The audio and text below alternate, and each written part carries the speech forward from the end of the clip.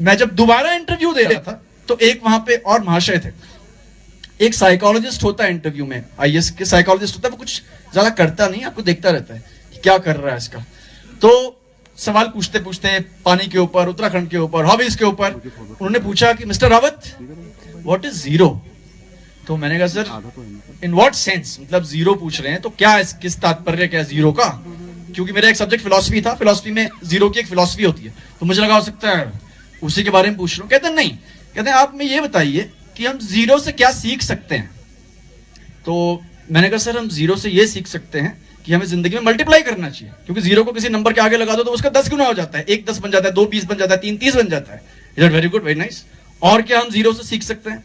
I told him sir zero से हम सीख सकते हैं कि हमें जिंदगी में हमेशा न्यूट्रल रहना चाहिए, क्योंकि जीरो किसी को जोड़ दो तो वही नंबर रहता है, जीरो से कुछ घटा दो, 1 से तो जीरो किसी घटा दो तो भी वही नंबर रहता है।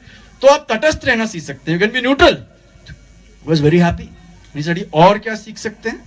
मैंने कहा सर और हम ये भी सीख सकते हैं कि जीरो का मतलब है कुछ नहीं, इसलिए हमें ध्यान रखना चाहिए, हमें इसके नीचे तो कम से कम नहीं गिरना है, इसके तो ऊपर ही रहना है। So, अब ये बताइए कि किसी कोचिंग इंस्टीट्यूट में या खुद तैयारी करते हुए क्या आपको कोई ये पढ़ाएगा कि आपसे सवाल पूछा जाएगा इस एग्जाम में?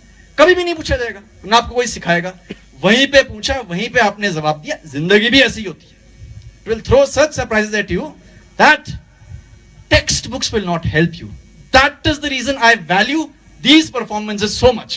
कि लाइफ में जो आपको स्ट्रेंथ मिलती है वो इससे ही मिलती है, एक्सपोजर से मिलती है। मुझे इतना बोलने का शौक है, यूथ से बोलने का इसीलिए शौक है कि मैं आपकी एनर्जी अपनी तरफ ले लेता हूं। And we are an immensely young nation, we are the youngest that I am looking for you and this what we can actually do for India अपने तरीकों से। When I was preparing for the IAS तो मेरी handwriting doctor से भी खराब है और मैं लिखता भी इतना धीरे हूं कि मेरा पेपर कभी कंप्लीट ही नहीं होगा। तो मुझे लगा कि यार अब इतने बड़े बड़े हैंडीकैप्स हैं, आप कैसे एग्जाम निकालोगे? ये लिखते भी धीरे हो और खराब भी लिखते हो। तो अगर आप लिखते खराब हो तो उसको अच्छा लिखने का क्या तरीका है कि आप और धीरे लिखो। तो अगर आप और धीरे लिखोगे तो आपकी स्पीड तो पहले से ही कम है, तो आपका पेपर पूरा नहीं होगा। तो आई डिवाइस दिस मेथड कि मैं धीरे ही लिखूंगा चाहे कुछ भी हो जाए, क्योंकि जब जो मेरी कमजोरी जिससे मैं पार नहीं पा सकता तो उसको मैं अपना ही लूं। द रिजल्ट वाज कि क्योंकि मैं धीरे लिखता था और कम लिखता था तो मैं बहुत प्रिसाइज लिखता था। जो बोलना है बस उतना ही कहना है। आज भी मैं जब मीटिंग्स लेता हूं, सरकारी मीटिंग्स लेता हूं, तो मुझे बस गिनी चुनी चीजें चाहिए, मुझे भाषण नहीं चाहिए।